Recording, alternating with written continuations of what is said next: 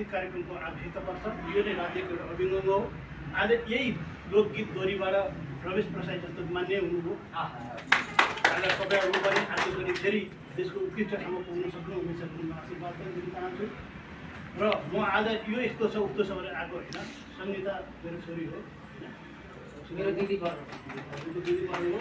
म प्रसङ्गवश एउटा निमन्त्रणमा गएको थिएँ, जहिले त्यहाँसम्म जाउँ भने यो जिउँदो मरेर पटक पटक एकचोटि मात्रै पटक पटक मरेर बाँच्न सफल भएको बिना ऊ पनि मेरो कता गयो बाहिर गएको। उनी पनि मेरो छोरी त्यो साथीभाइ छोरी जस्तै हो। उनको अनुहार हेर्न र नयाँ जीवनको मुख अनुहार हेर्न पनि म आएको मान्छे लिएर अनि धेरैचोटि मरेर बाँचेको नारी हो। बाबाहरू चाहिँ छोरीलाई मान गर्छु र अकस्मात आइपुग्दा तपाईँहरूको यो देखेँ। म त आफू नाच्नु नजाने पनि गुनगुन गर्नु नजाने पनि टिभीमा दिउँसो मलाई ठुलो गर्छु। किनभने निधाएर बसेका मान्छेलाई जोगाउने काम र मेडिटेसनको र रोग तनाव सिद्ध्याउने काम यही लोक शक्तिले गर्छ।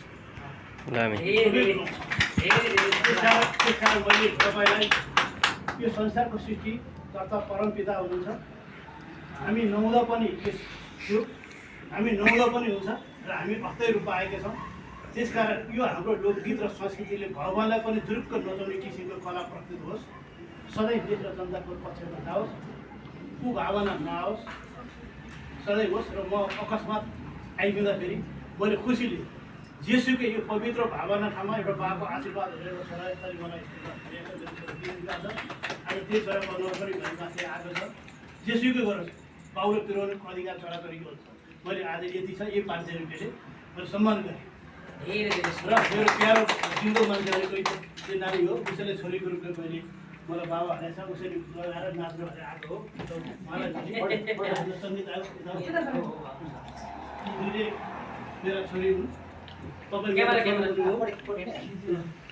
मेमोरी फुल भइसक्यो क्यामेरा खिच्दा। तपाईँले यतिको साथ दिनुभएको छ। तपाईँको साथ सपोर्ट पायो भने हामी छोराछोरीहरूले जे पनि गर्न सक्छौँ राम्रा कामका लागि। र विशेष एकपटक जोरदार तालीले सम्मान व्यक्त गरौँ।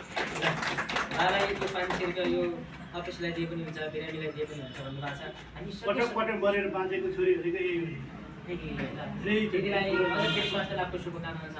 अब यहाँ आउँछ अब अझ झन् ठिक हुनु होला। अब भाइको कार्यक्रममा झन् ठिक हुनुहुन्छ दिदी, मलाई 100% थाहा छ। धेरै धेरै शुभकामना।